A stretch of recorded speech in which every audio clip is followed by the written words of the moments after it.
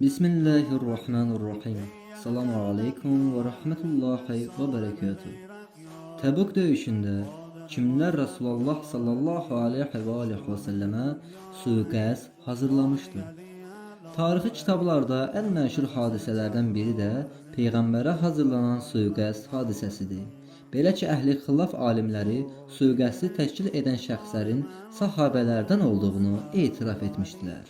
Lakin sahabələrin adlarını qeyd etmək əvəzinə üzlərinin örtülü olduğunu deyiblər. Hərçənd ki, bu sahabələrin adlarını Peyğəmbər sağ olduğu müddətdə Huzeyfə bin Yəmən radiyallahu anhuya söyləmişdi. Muhammed bin Əhməd Əl-Qurtubi yazır. Allah Cəlalın Rabbi buyurur. Müvəffəq ola bilmədikləri bir işə can atmışdılar.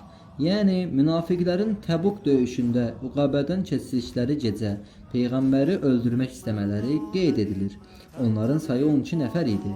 Huzeyfə bin Yəmən dedi, Peyğəmbər onların hamısının bir-bir adlarını sayaraq mənə dedi. Sonra Huzeyfə dedi, onlara bir nəfər göndərib öldürməyəcəksiniz. Peyğəmbər buyurdu, ərəblərin yoldaşlarını ələ keçirərək onlara qarşı üstünlük qazanıb onları öldürməyə cəhd etdi demələrini xoşlamıram. Əksinə Allahın onları Dübeylə ilə cəzalandırılması bəs edir. Huzeyfə dedi, ey Allahın Rəsulu, Dübeylə nədir? Peyğəmbər buyurdu, o cəhənnəmdə bir atəş alovudur ki, onu onlardan birinin ürəyini ciyərinə bağlayan damarı üzərinə düşər və nəticədə onun canı çıxar. Necə ki, belə də oldu. Müslim bu rəvayətin oxşarını nəqil etmişdi. Kitabın təhqiqatçısı Əbdülməhsin Əl-Turki 3-cü nömrəli haşiyədə bu rəvayətin oxşarını Müslim bin Həccacın Səhih kitabının 2779-cu nömrəli hədisində və Əbu Bəkr Əl-Beyhəqinin Dəlalül Nübüvvə kitabının 5-ci cildin 256-cı səhifəsində rəvayət olunduğunu qeyd etmişlər. Gözəl sual çıxır. Görəsən Peyğəmbər Huzeyfə bin Yəmənə kimlərin adını söyləmişdi? Əhli xilafın məşhur alimlərindən olan Səid bin Həzim özünü Əl-Mühəllə bin Əsər kitabında bu şəxslərin kimlər olduğunu etiraf etmişdi. Huzeyfənin hədisi saqitdir, yəni zəifdir. Çünki bu hədis Vəlid bin Zümeyl tərəfindən rəvayət olunub. O etibarsız ravidir və görürük ki, o bu hadisədən xəbərsizdir. Çünki o rəvayət edib ki, Əbu Bəkir, Ömər, Osman, Təlhə və Səd bin Əbu Vəqqas əlbir olub istədilər ki, Peyğəmbəri öldürsünlər. Təbuk döyüşündən qayıdandan sonra onu dərədən atmaq istədilər. Səid bin Həzim burada bəzi sahabələri təmizə çıxartmaq üçün Vəlid bin Zümeyri cərh etmişdir. Bu səbəbdən də rəvayəti uydurma hesab etmişdir. Lakin bir çox əhli sünnə alimləri Vəlid bin Zümeyrin siqa, etibarlı olmasını söyləmişlər. Hətta Müslim bin Həccac öz səhihlərində bu şəxsən rəvayət nəql etmişdir. Səid bin Həzim əhli xilafın fəqihlərindəndir və imamlarındandır. Həmçinin hədis elmində böyük dərəcəyə sahibdir. Səid bin Həzim barəsində ətraflı məlumatı inşallah ki sizə təqdim edək. Vəlid bin Zümeyrin tərcüməyə halı. Ali bin Hacər Əl-Əsqalani yazır. Əhməd və Əbu Davud dedi, onda problem yoxdur. İbn Ma'in və Əl-İzli dedi, siqadır. Əbu Zərra dedi, onda problem yoxdur. Əbu Hatim dedi, hədisi salihdir. İbn Hibban onu Əl-Siqat kitabında zikr etmişdi. Və haşiyədə bir şey qeyd edim ki, İbn Hibban Əl-Siqat kitabında siqa ravilərdən gələn hədisləri nəql etmişdi. İbn Səd dedi, siqadır, rəvayət etdiyi hədislər etibarlıdır. Müslim bin Həccac yazır. Bizə Züheyr bin Hərb rəvayət etdi və dedi, bizə Əbu Əhməd Əl-Kufi rəvayət etdi və dedi, bizə Əl-Vəlid bin Zümeyr rivayet etti ve dedi. Bize Ebu Et-Tufeyl rivayet etti ve dedi. Ukabelerden olan bir adamla ve insanların Huzeyfe arasında olan bazı şeyleri var idi. Ukabeli adam dedi. Allah'a hatır söyle, ukabeler neçə nəfər idi? Sonra insanlar dedi. Onu sənə verdiği suala barədə cavab ver. Huzeyfe dedi. Bize 14 nəfər olması xəbər verilmişdi. Əgər sən də onlardansansa, bu şəxslər 15 nəfər olur. Allah'a and olsun ki, onlardan 12'si dünyada həm də insanların diriləcəyi gün Allah'a və Rasuluna düşməndirlər. Lakin 3 şəxs bu işdə üzürlüdür. İnsanlar dedi, biz peyğəmbərdən belə bir söz eşitməmişik. Bu qövmün nə etmək istədiyini də bilmədik. Huzeyfe daşlıq olan yerə bir qədər yeridikdən sonra dedi, həqiqətən su azdır. Məndən öncə heç kim onun, yəni peyğəmbərin yanında olmayacaqdı. Lakin o, yəni peyğəmbər, özündən əvvəl bir qövmün orada olduğunu görüb onlara lənət etdi. Haşiyə çıxaraq deyim ki, lənət oxumağı özünə ar bilənlər bilin ki, Peyğəmbər sallallahu aleyhi və səlləm də özü lənət oxuyub. Beləliklə Vəlid bin Zümeyl barəsində olan ittihamlar yanlış olması və sui-qəsdin kimlər tərəfindən təşkil olunması İbn Həzm öz rəyi əsasında məlum oldu. Daha bir maraqlı məqam isə Ömər bin Xəttabın Huzeyfə bin Yəməndən özünün münafiqlərdən olub olmamasını soruşmasıdır. Bu rivayet bir çox əhli xilaf kitablarında rivayet olunmuşdur. Biz yalnız İbn Əbu Şeybədən olan rivayeti qeyd edib sənədini araşdırmaqla kifayətlənərik. İbn Əbu Şeybə yazır. Bizə Əbu Muaviyə rivayet etdi və dedi. Əl-Amaşdən, o da Zeyd bin Vəhabdən rivayet edərək dedi. Münafiqlərdən biri öldüyü zaman Huzeyfə cənazə namazında iştirak etmədi. Ömər ona dedi. Allah'a xatır de, mən də onlardanam. Huzeyfə dedi, xeyr, səndən sonra bu haqda heç kim bir şey deməyəcəm. Rəvayətin sənədini araşdırılması. Əbu Muaviyə Şəmsəddin Əl-Zəhəbi yazır. Əbu Muaviyə Muhammed bin Hazim imamdır, hafizdir, hüccətdir. Əbu Muaviyə Əl-Saudi Əl-Kufi Əl-Darir alimlərindən biridir. Əl-İcli deyir, Küfəlidir, siqadır. Yaqub bin Şeybə deyir, siqadır. Əl-Nəsai deyir, siqadır. Sonra ikinci ravi, Əl-Əməş. Əli bin Hacər Əl-Əsqalani yazır. Süleyman bin Mehran Əl-Əsədi Əl-Kahili Əbu Muhammed Əl-Kufi Əl-Əməş siqadır, hafizdir. Üçüncü ravi, Zeyd bin Vəhəb. Ali bin Hacər Əl-Əsqalani yazır. Zeyd bin Vəhəb Əl-Suhni Əbu Süleyman Əl-Kufi böyük siqa şəxslərindəndir. Həmçinin bunu da qeyd etmək lazımdır ki, Müslim bin Həccac özünün Səhih Müslim kitabında 2643-cü hədisində bu ravilərin hər üçündən hədis nəql etmişdir. Beləliklə, hədisin sənəti Müslimin şərtlərinə əsasən səhihdir. İbn Həzm sui-qəsdi təşkil edən şəxslərin içində Ömərin olduğuna qeyd etdiyi halda nəyə görə Huzeyfə Ömərin münafiqlərdən olmasını söyləməmişdir? Tarixi mənbələrə nəzər saldıqda Ömərin insanlara qarşı kobud davranması, onlara zülm etməsini şahidi ola bilərik. Huzeyfə bin Yəmən də özünü təhlükəyə düşməməsi səbəbilə Ömərin münafiqlərdən olmamasını söyləmişdi. Buna dəlil olaraq Təbərinin nəql etdiyi rəvayəti göstərmək olar. Rəvayətə əsasən Huzeyfənin münafiqlərin kimliyindən xəbərdar olması Osmanı çox narahat etmişdi və bu səbəbdən də Huzeyfəyə qarşı sərt rəftar etmişdi. Muhammed bin Cərir Əl-Təbəri yazır. Bizə İbn Hümeyd rəvayət etdi və dedi. Bizə Cərir rəvayət etdi və dedi.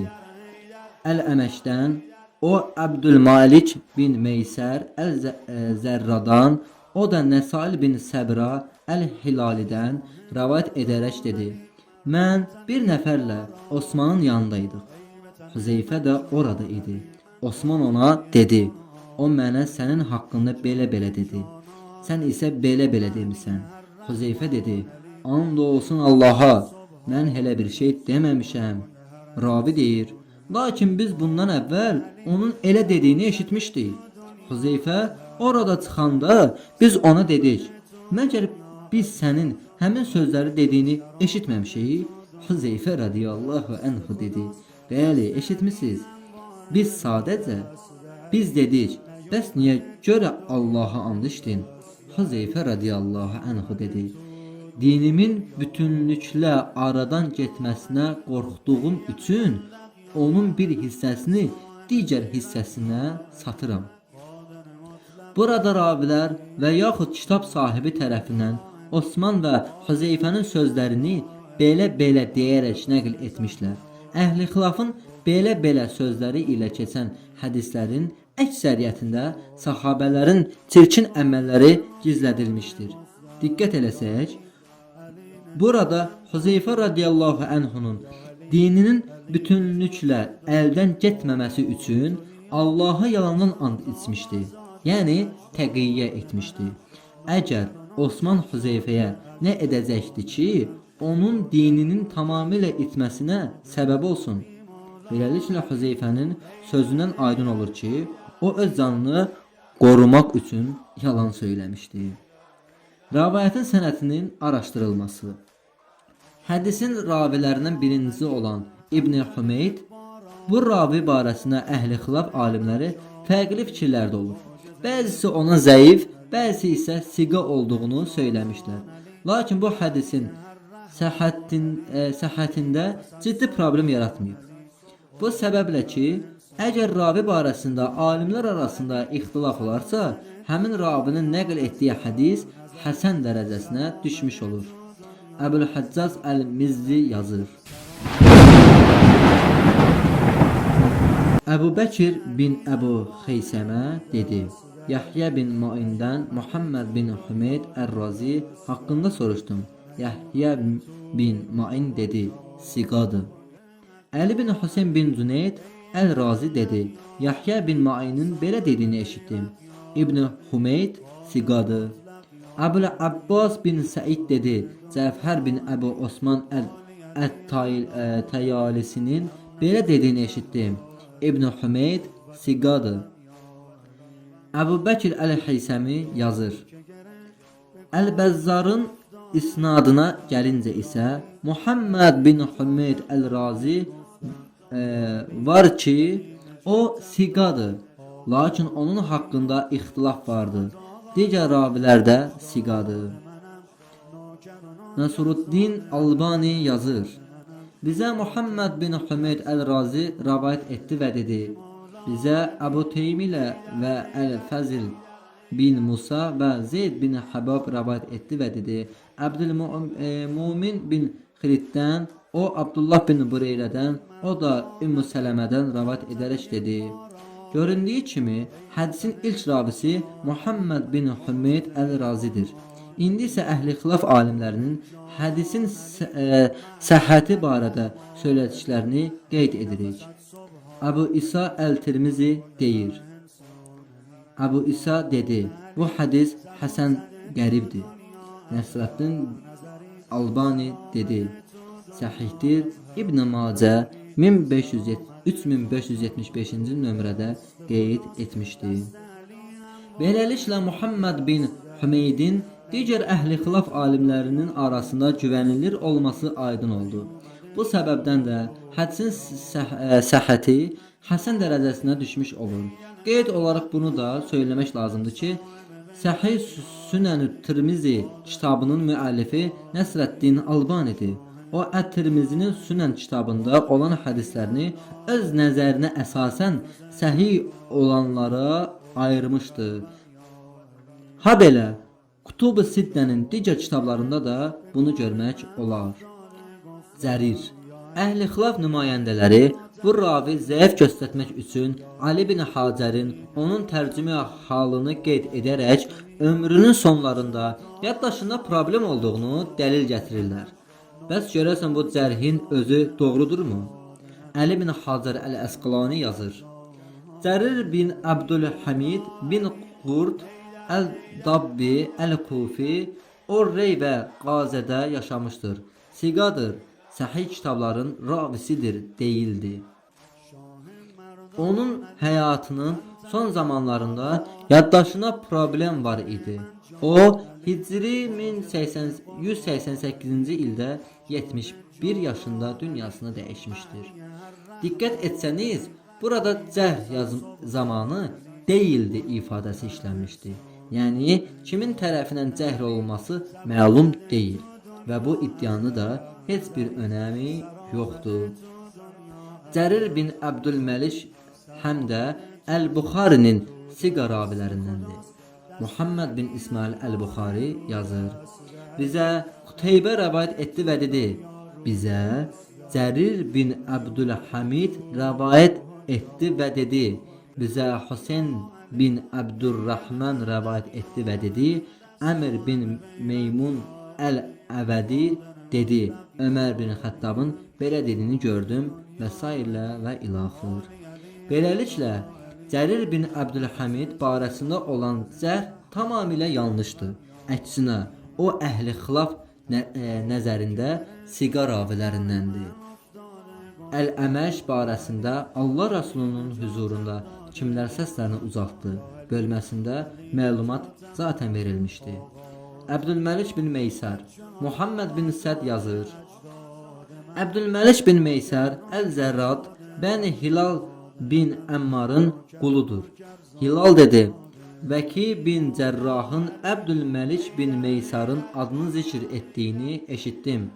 Vəki dedi, o Əz-Zərraddır, yəni siqadır, çoxlu hədislər nəql etmişdir. Əl-Nəzail bin Səbra Əli bin Hacer Əl-Əsqalani yazır. Əl-Nəzail bin Səbra Əl-Hilali Əl-Kufi siqadır. Beləliklə hədisin sənəti Muhammed bin Hümeyd barəsində ixtilafın olması səbəbi ilə Həsən dərəcəsindədir. Bu rəvayəti Əl-Təbəridən başqa İbn Əbu Şeybə Əl-Müsənnəf kitabında 33409-cu hədisə fərqli sənətlə Huzeyfə bin Yəmənin radiyallahu anhunun yalnız sonda söylədiyi sözlərini qeyd etmişdir. Daha sonra hədisdə isə bizim qeyd etdiyimiz hədisi eyni sənət ilə rəvayət etmişdir. Lakin bu sənətdə Muhammed bin Hümeyyəddən deyil, İbn Uleydən rəvayət etmişdir. İbn Əbu Şeybənin rəvayət etdiyi hər iki hədisin sənəti səhihdir. Sədəqallahu aliyyul azim. Aydın oldu ki, inşallah ki, Peyğəmbər sallallahu aleyhi və səlləmə kimlər qarşı çıxmışdı? O şəxslərini adı qeyd olunan hədisə zəif adını verməklə özlərini rüsvay etmişdilər. Çünki onların zəif ravi tanınan və yaxud tanıtdırılmaq istəməsi digər əhli xilaf hədislərində siqa ravi ilə tanınmışdır. Əla lənətullahi ələl qavmi zalimin.